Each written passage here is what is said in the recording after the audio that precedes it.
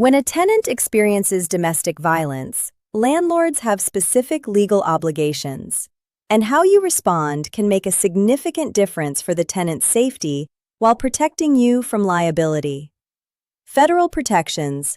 The Violence Against Women Act, VAWA, prohibits housing providers from evicting or denying housing to someone because they are a victim of domestic violence, dating violence, sexual assault, or stalking.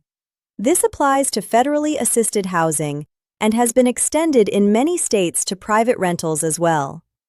State and local protections. Most states have enacted their own domestic violence housing protections.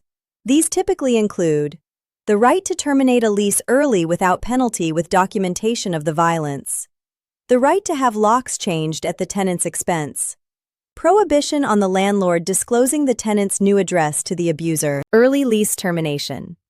In most states with domestic violence protections, a tenant who is a victim can terminate their lease with 30 days' notice and documentation, typically a police report, court order, or statement from a licensed professional. They cannot be held liable for the early termination fee. The abuser. If the abuser is also on the lease, you may have grounds to evict the abuser, and some states specifically allow bifurcated lease termination, removing the abuser while allowing the victim to remain. What landlords should do: maintain confidentiality about the situation. Provide the tenant with information about local domestic violence resources if appropriate. Respond to any documentation promptly and in writing. Consult an attorney if the situation is complex.